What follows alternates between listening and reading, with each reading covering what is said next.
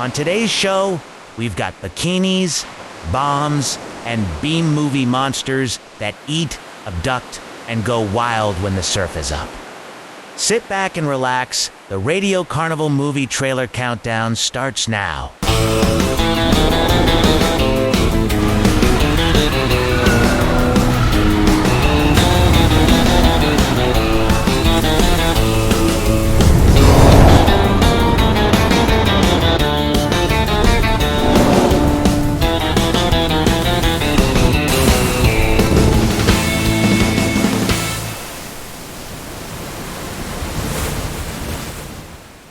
Hello, watchers of the weird. Today, we start off with the most famous swamp monster of all time, 1954's Creature from the Black Lagoon.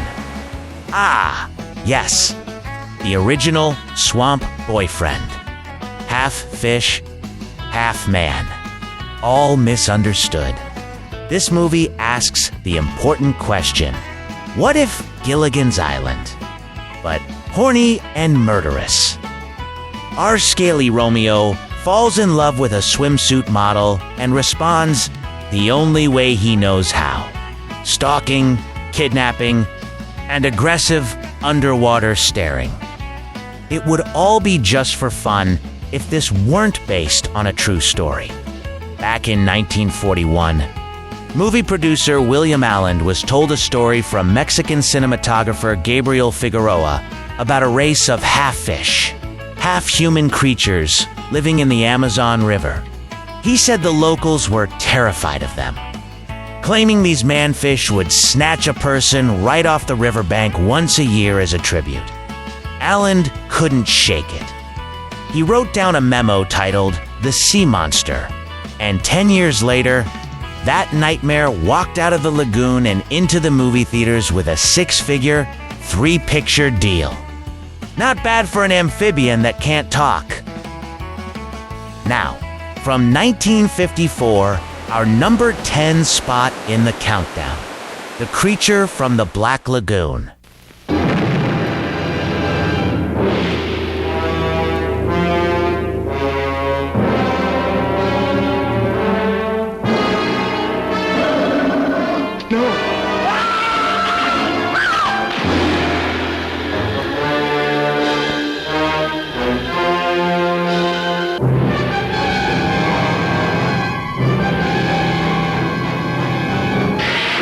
Science couldn't explain it, but there it was, alive in the deep, deep waters of the Amazon. A throwback to a creature that had existed 100 million years ago, immensely strong and destructive. A woman's beauty, the bait that brought it out of its lair. See underwater thrills never photographed before. See titanic underwater battles never dreamed of before in this most terrifying of the science fiction adventures.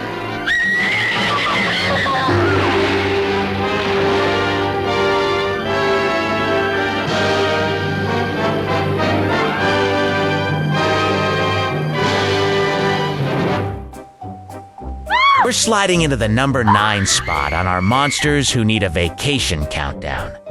Grab your butter and your bibs, because things are getting fishy. It's another famous monster from Filmland who was also born on the silver screen in 1954. But this big kahuna entry in the franchise comes at us from 1966. It's Godzilla versus the Sea Monster, also known as the Giant Seafood Platter. Imagine you're looking for your lost brother, so you do the logical thing. You steal a yacht with a couple of buddies and a literal bank robber. Road trip. Except, instead of Cancun, you crash land on a terrorist island run by a group called the Red Bamboo. These guys are making heavy water and a weird yellow juice that keeps Ebirah, the size of a skyscraper, from eating their boats. They've basically turned a tropical paradise into a giant, illegal chemistry set. Our heroes find a very sleepy Godzilla napping in a cave. Lightning wakes him up, and the fight begins between Godzilla and Ebirah, the giant sea monster. A word of caution. Don't wake up Godzilla from his beauty nap, or he'll rip your arms off. Yikes. It's a colossal showdown that will have everyone enjoying some oversized shrimp on the Barbie. Here, from 1966, is our number 9 trailer for Godzilla vs. the Sea Monster. Godzilla, Ebirah, and Mothra in one of the most explosive action pictures ever to hit the screen. From the depths of the ocean comes the most terrifying horror of the deep.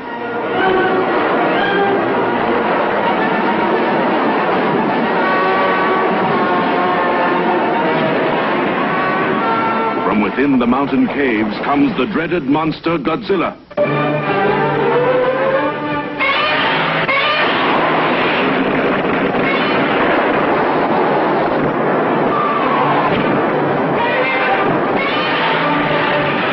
See the most titanic battle ever screened when the monster of the deep challenges the mighty Godzilla.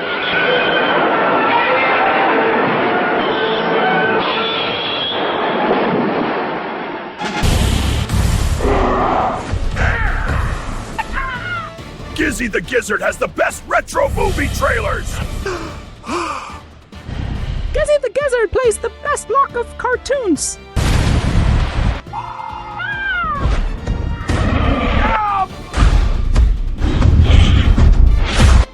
I don't have the heart to tell them I played both.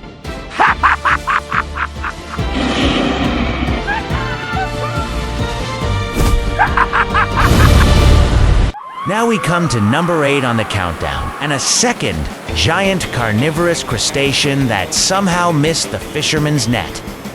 From Mad Men B-movie producer Roger Corman has a group of scientists heading to an island near Bikini Atoll, where radiation has done what radiation always does in the 50s, created monsters and ignored OSHA regulations. This movie ventures into uncharted waters, asking the question, what if crabs, but also telepathic and also emotionally needy? Our heroes arrive, immediately lose a guy, blow up their plane, and decide, well, nothing left to do but keep taking notes. Soon they discover the island is run by 2 giant radioactive crabs who ate the last scientists, stole their personalities, and now use them like creepy voicemail recordings from beyond the grave. These crustacean masterminds cause earthquakes, tunnel under the island, and plan to start a crab empire. Basically, LinkedIn influencers with claws. Guns don't work. Logic doesn't work. Screaming works a little. Now from 1957. It's our number 8 nuclear bikini monster trailer for Attack of the Crab Monsters.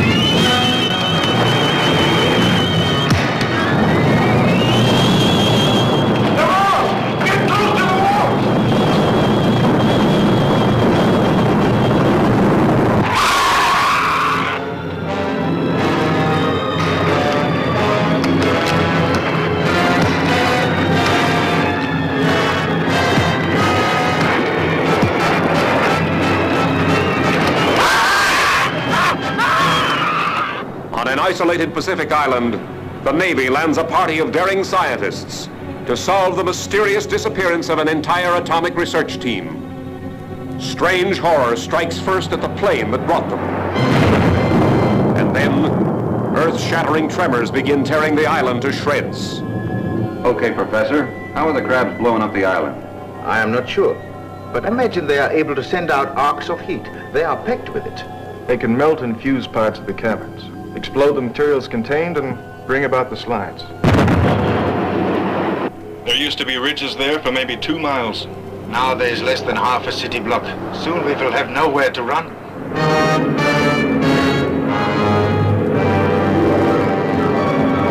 Fathoms deep among the terrors of the mighty Pacific, daring skin divers brave undersea perils that stagger the imagination. Here are monsters with razor-sharp claws that hand grenades and dynamite cannot stop. Nor searing fire and flame, nor tons of crushing rocks. as mankind faces its last desperate chance.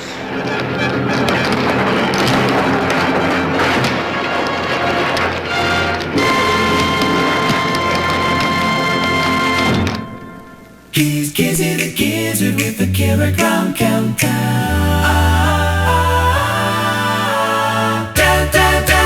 At number 7 is the movie that started the entire giant monster destroys civilization genre by boldly declaring, "What if we nuked the Arctic and woke up a dinosaur?"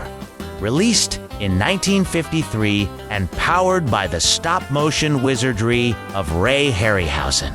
This is ground zero for radioactive reptile panic. It begins with a nuclear test in the Arctic, because in the 50s, the solution to every problem was, try blowing it up.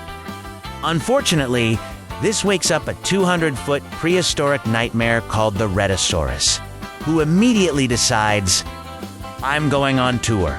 First stop, fishing boats. Second stop, lighthouses. Final stop, Manhattan. From 1953, here is our number 7 trailer, The Beast from 20,000 Fathoms.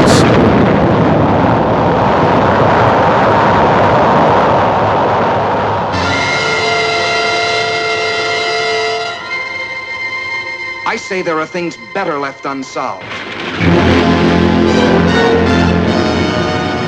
Who knows what waits for us in nature's no man's land? Impossible, unbelievable, fantastic. But I tell you, it could happen. It could happen. It could happen. It could happen. Yes, it could happen. For various authorities believe that buried somewhere under the polar ice cap, in a state of suspended animation, are the awesome creatures, the leviathans that roamed the earth at the dawn of time. And under certain conditions, a nuclear explosion could free one from his icy tomb. Then, guided by instinct, the beast would come back to the caverns of the deepest Atlantic where it was spawned. An armored giant, wreaking his prehistoric fury on modern man and his puny machines. Cities would be terrorized by the cruel intruder from the past. Populations crazed and panicked with fear by its destructive force. Granite and steel would crumble. Soldiers and their weapons would be powerless before the onslaught of the beast. The beast. The beast. The beast from 20,000 fathoms. Herald Square, 34th Street, Broadway. Every section of the city is guarded. No one knows where the monster will strike next. Another one, Colonel? No. You know what the radioactive isotope is? No, but if it can be loaded, I can fire it. I'll load it. Just remember one thing. This is the only isotope of its kind this side of Oak Ridge, so you can't miss.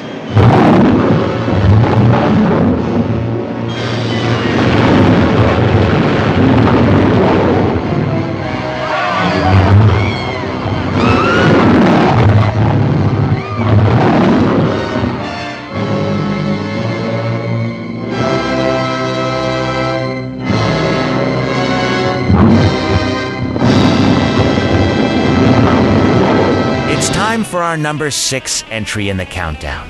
And this one is way out. 1966's Ghost in the Invisible Bikini, produced by the same team that gave you all of those Annette Funicello, Frankie Avalon beach movies. Except that this one has neither Annette or Frankie, but it does have Boris Karloff and Basil Rathbone, who are obviously just as sexy. Also, this is more of a pool party than a beach party. But there are bikinis. Karloff plays a ghost on a 24-hour deadline to get into heaven. His nemesis is played by Basil Rathbone, who shows up ready to steal an inheritance, like he wandered in from a completely different, better movie. Meanwhile, teenagers run around in swimsuits. Bikers chase people for no reason, and pop superstar Nancy Sinatra drops in to sing. Because the plot clearly wasn't confusing enough already. There are ghosts, crooks, motorcycles, a haunted mansion, a swimming pool, and all without zero concern for narrative structure. Here is our number 6 Atomic Beach Bikini movie trailer. From 1966, it's The Ghost in the Invisible Bikini.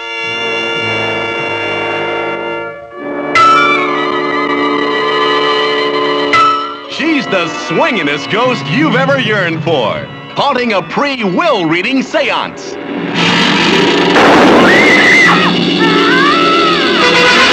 I thought I made it clear to you and your wretched crew that you were to dispose of everybody before I read the will. What you have to do is to see that my rightful heirs get the money.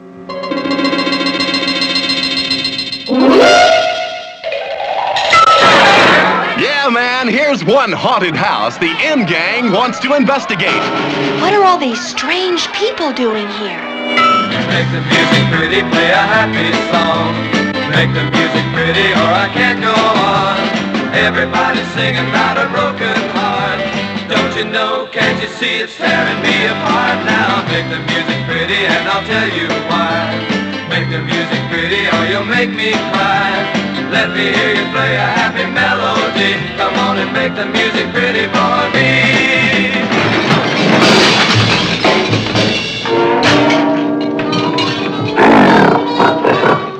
Television repairman.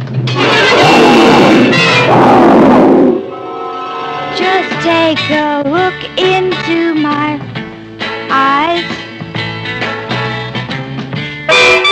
Looking for maybe Sex and the Single Ghoul?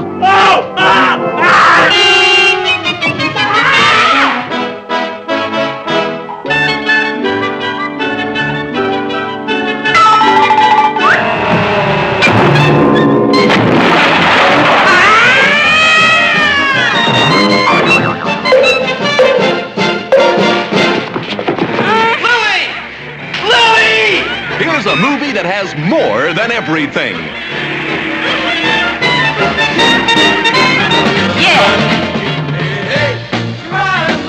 When you need me, when you want me, hey baby, let's go.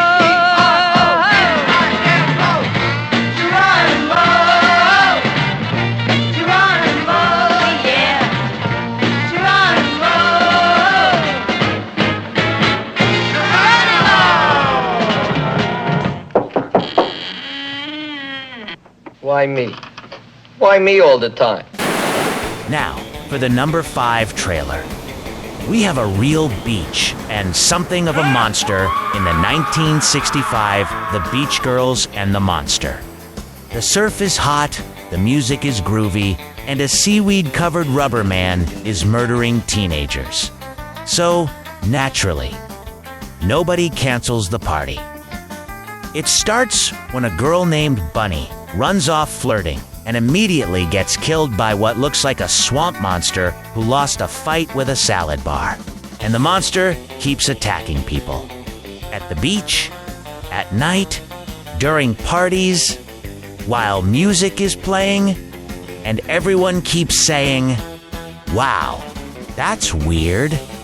Anyway, let's dance. From 1965. Here is our number 5 Atomic Beach trailer for The Beach Girls and the Monster. Dance, baby, dance, come and dance with me. Hear the beat of the pounding sea. Ride, baby, ride, come and ride with me. Let your feet go easy. What do you make of this? Where does the other end go? It dumps into the ocean. It looks exactly like the South American Fantigua fish. I hope you can take one alive, Sheriff. I still believe that a human clawed that girl to death. The Beach Girls and the Monster. Starring John Hall, Sue Casey, and the glamorous Watusi dancing girls from Hollywood's famed Whiskey A Go-Go nightclub. Music by Frank Sinatra Jr. You got a monster in the surf. Chicks, do you have a problem? You won't have after you meet the monster on the beach. If you see this ghoul, play it cool. Beauties in bikini, laughing, singing, surfing, sinning. Beach party lovers making hey hey in the moonlight while the monster waits and watches. Yeah. This one will kill you.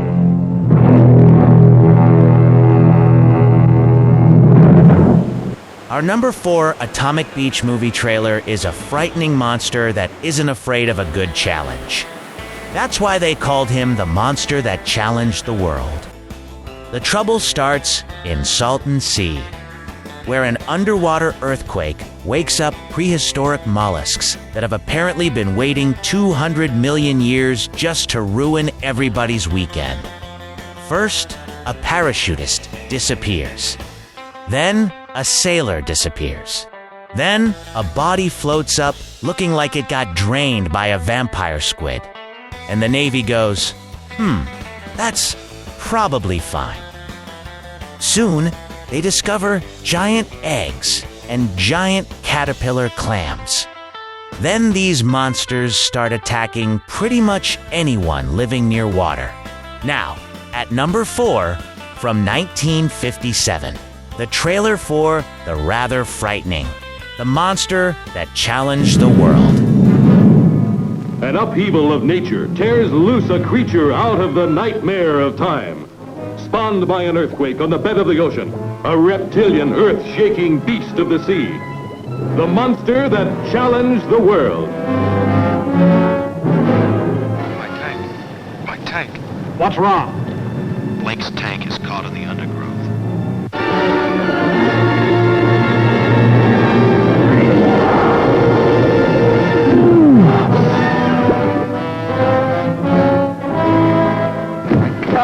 What happened? Oh my God, his body. He died right in front of me.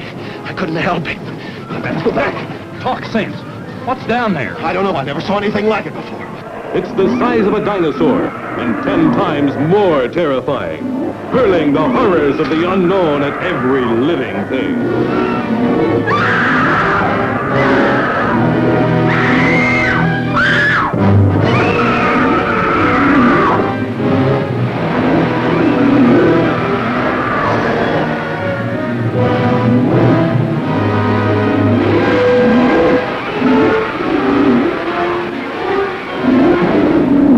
Blood-curdling monster of the age.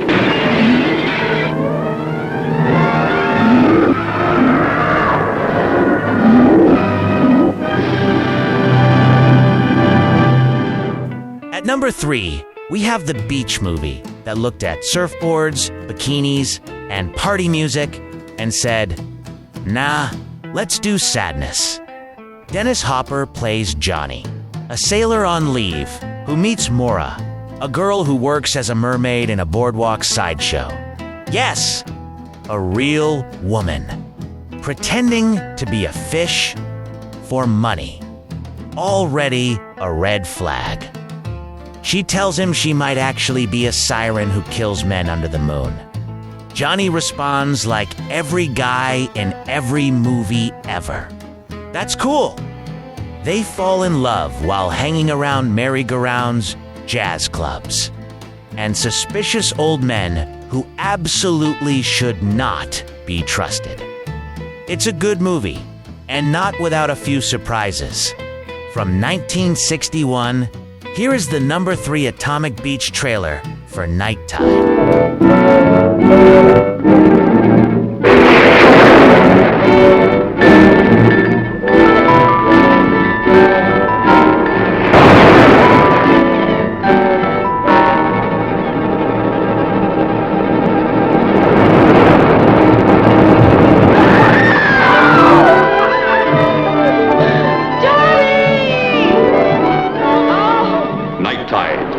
Boundless power ties these two together in a love tainted by strange, sinister terror.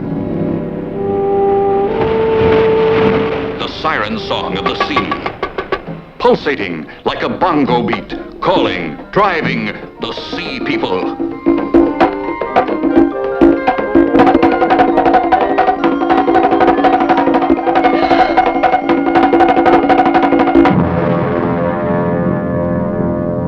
You saw how she looked at me, how she spoke to me.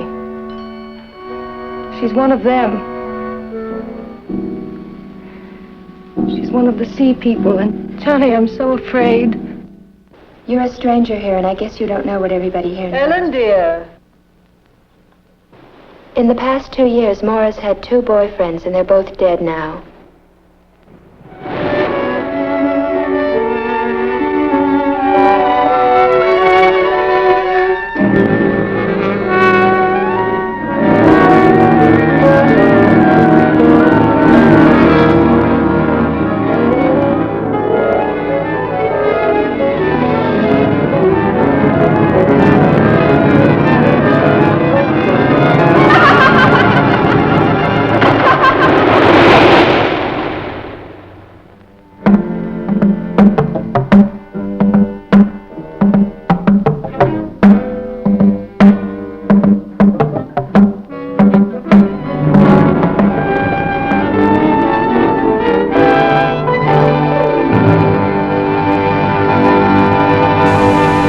Now, in the home stretch, we have our number 2 Atomic Beach movie trailer.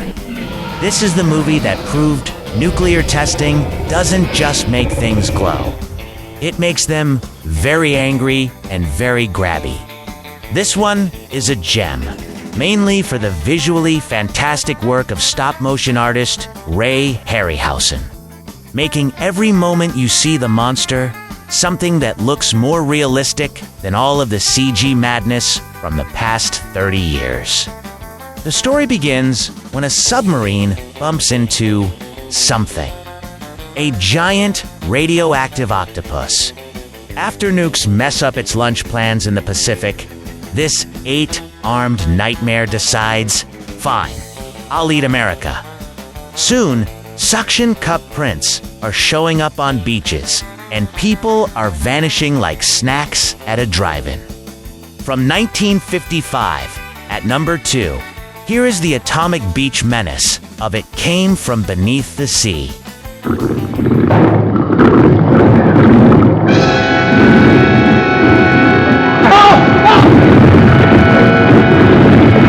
A tidal wave of terror engulfs the screen as a raging monster from the dawn of creation attacks the world of man. Here, gentlemen, is your villain. It would take an enormous number of those to disable a Navy submarine. Or just one of enormous size, Mr. Chase.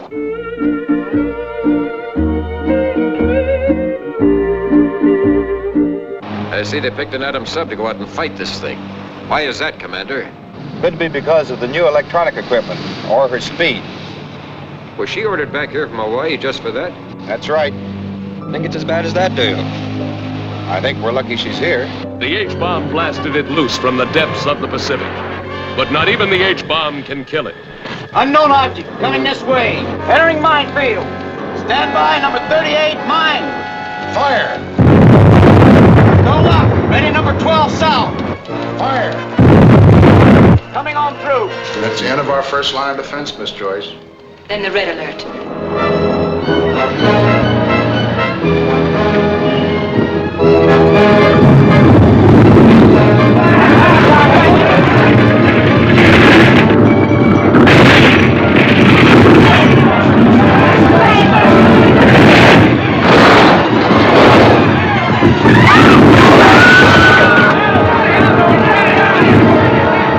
West Coast reels under Holocaust as the men and weapons of the atomic age battle to the death against the ageless monster of the deep.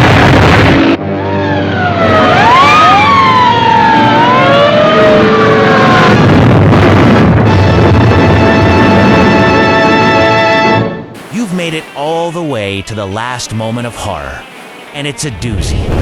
The movie that looked at every beach film, every monster movie, every biker flick, and said, yeah, let's just throw all of that in a blender and pray. From 1964 comes this radioactive masterpiece of nonsense, where nuclear waste turns into a rubbery sea creature that looks like it escaped from a haunted mop closet and decided to attack teenagers. It's all here. Bikers, beach bums, surf bands, radioactive goo. A monster that clearly hates fun. And that's why it's number one. Not because it's the scariest, not because it's the best made, but because it's the purest distillation of camp chaos ever filmed near sand. From 1964, the horror of Party Beach.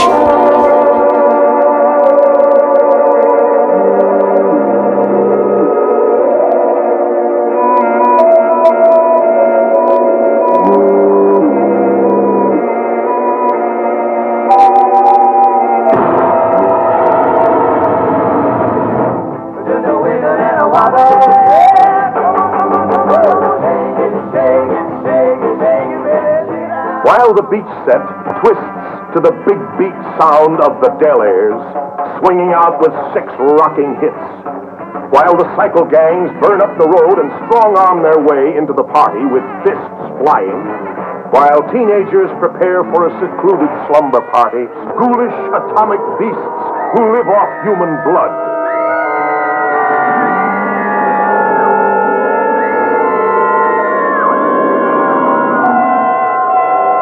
Again and again, the fiendish monsters struck like nothing that ever stalked this earth.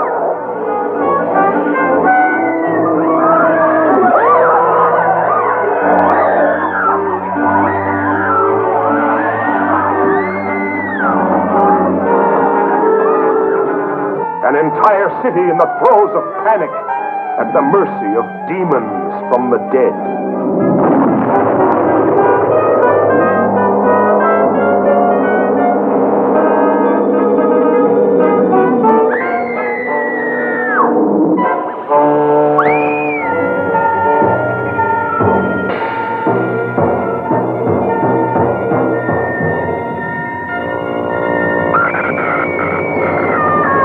And there you have it, you sunburned survivors of Gizzy the Gizzard's Atomic Beach Party Countdown. Tonight we witnessed 10 cinematic warnings about what happens when you mix surf culture, nuclear radiation, and extremely questionable science. We had swamp monsters, radioactive dinosaurs, killer crabs with telepathic degrees, mollusks the size of city buses, and somehow, the most confusing thing in the entire countdown was still a ghost in an invisible bikini. So before you wander back into the glowing surf, do Gizzy a favor. If you had fun tonight, hit that like button. Subscribe so you don't miss the next Countdown Monster Marathon. And ring the bell so when Gizzy rises from the sea again, you'll be the first to know. Until next time, keep your Geiger counters handy, surfboards waxed. And if you see something huge rising out of the ocean, don't go skinny dipping. Good night from the Radio Carnival. Stay mutated. Stay behind me. I won't let it hurt you. It's too strong. We're trapped. No, I am stronger.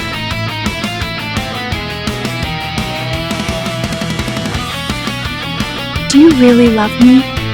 Only if you watch Gizzy the Gizzard.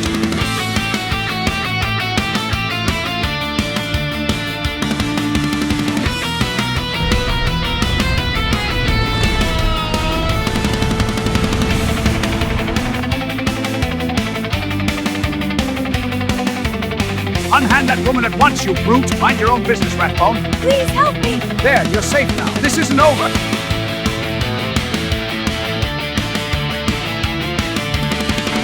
What is this? Behold my power.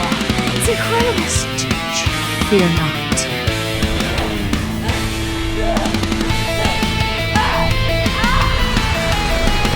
Get off me! I won't let you kick me! Die, you rubbery freak!